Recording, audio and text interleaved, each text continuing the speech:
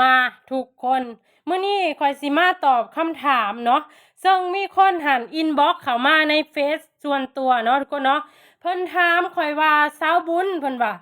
สมมุติว่าเฮาเปิดประตูเข้าไปแล้วไปเจอแฟนของเฮาหรือว่าสามีของเฮากำลังมีหยังอยู่กับคนอื่นเนาะกำลังมีหยังอยู่กับคนอื่นเฮาควรเฮ็ดแนวใดเพิ่นว่าเนาะเพิ่นถามข่อย อันนี้ข่อยสิมาตอบให้เนาะทุกคนเนาะถ้าสมมุติว่าในกรณีของสาวบุญเนาะในกรณีของข่อยหรือว่าในกรณีของสาวบุญถ้าเป็นสาวบุญเด้อทุกคนเนาะเป็นข่อยเด้อบ่เกี่ยวกับคนอื่นเนาะถ้าสมมุติว่าเป็นข่อยไขประตูเข้าไปแล้วข่อยเจอว่าสามีของข่อยหรือว่าแฟนของข่อยกำลังมีอีหยังอยู่กับคนอื่นนี่เนาะข่อยจะบ่ให้ข่อยจะบ่ด่าข่อยจะบ่ว่าหยังทั้งนั้นเนาะ มีแต่ข่อยจะบอกว่าเจ้าอย่าพาวหยุดเด้อ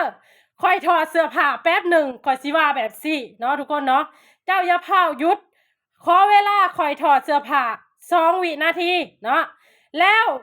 ข่อยสิขอมีความสุขกับเขาเจ้าเลยเนาะข่อยสิแบบว่า2 รุม 1ไปเลยข่อยสิบ่ให้บ่ด่าได้ทุกคนเนาะข่อยสิบ่ให้ข่อยสิบ่ด่าแต่ข่อยขอมีส่วนร่วม ข่อยขอมีส่วนร่วมในกิจกรรมนี้เนาะก็คือข่อยขอ2 รุม 1ไปเลยข่อยอยากรู้ว่าผู้ชายหรือว่าผัวของข่อยหันมันสิเก่งส่ำใดเนาะคือข่อยอยากเปลี่ยนเว้าง่ายๆก็คือเปลี่ยนรสนิยมข่อยก็อยากรู้คือกันว่า2 รุม 1มันสิเป็นแบบใดเนาะฉะนั้นหั้นนะถ้ากรณีนี้เกิดขึ้นกับสาวบุญเนาะหรือว่าเกิดขึ้นกับข่อย